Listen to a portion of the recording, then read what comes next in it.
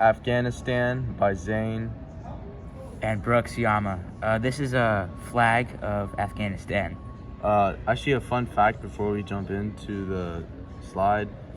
Afghanistan is the only flag in the world with their own flag embedded into it. I don't know exactly, it's very hard to see, but this flag represents a lot and has been changed a lot over time, so it means a lot to the country. So, setting the stage in Afghanistan, basically two communist/Marxist groups, Khalq and Parcham, were supported by the Soviets, heavily supported by them, and they wanted to push their ideas throughout all of Afghanistan in hopes of the whole country falling into communism. However, this is a major issue for the USSR because the Islamic Alliance of the Afghan Mujahideen was the government in power at the time. And if you didn't know, Islam actually teaches Republican ideologies opposed to communist ideologies, which was a huge problem for the USSR since 99% of the Afghanistan population follows Islam. It's actually funny because nowadays there's only one non-Muslim in Afghanistan who is a Jew. So what happened during this intervention? The summary was that Afghan civilians and soldiers had to experience Soviet harsh brutality throughout the 1980s because of Soviet occupation throughout Afghanistan, attempting to spread the word of communism.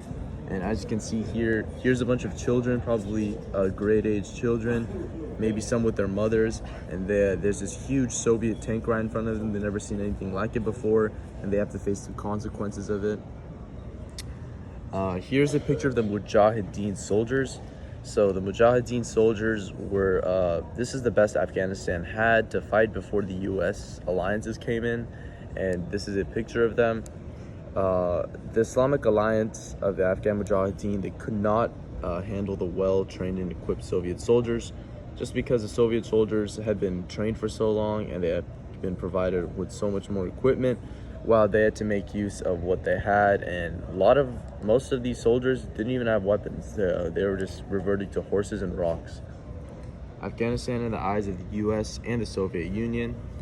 So how was Afghanistan kind of a tool for both of these countries? In fact, none of them really, no country, the US or USSR, didn't really care about Afghanistan at all. Afghanistan was just a tool for them to use.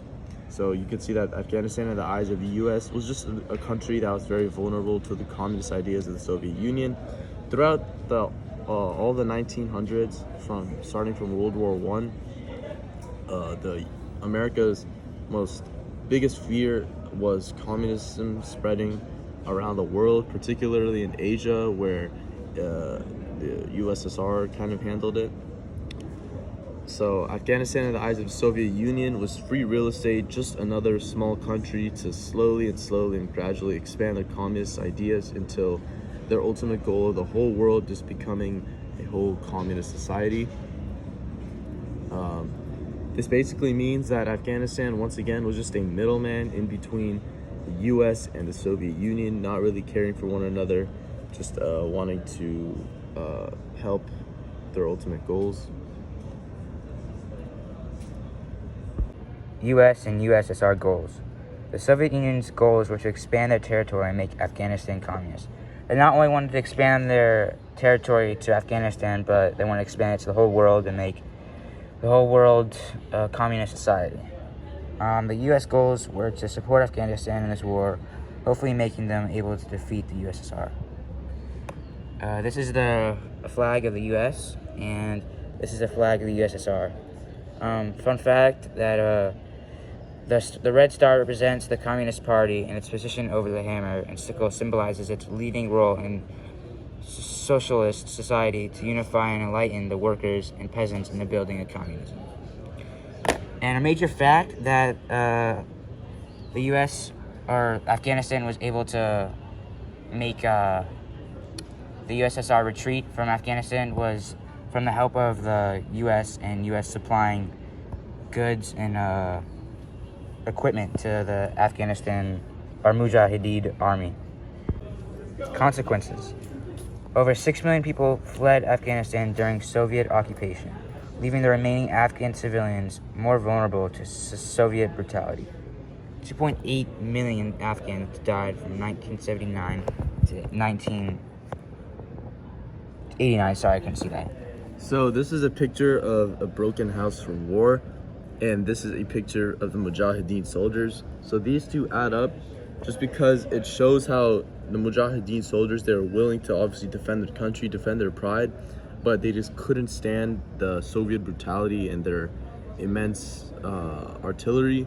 So they couldn't defend their families, homes. They couldn't even defend their own families, which led to horrible devastation across all Afghanistan and causing devastation for the civilians.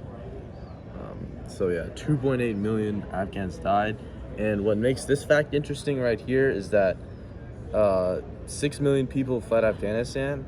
So that was just less and less people to defend the country. So as more and more people fled, vulnerability to the Soviets became more and more of an issue. And here's some sources, bibliography. We try to use authentic sources. So one of our sources is this. Is World Geography from abcclio.com, and this is Britannica School EV. Other one is also World Geography from ABC Clio. So all library database sources, authentic as usual.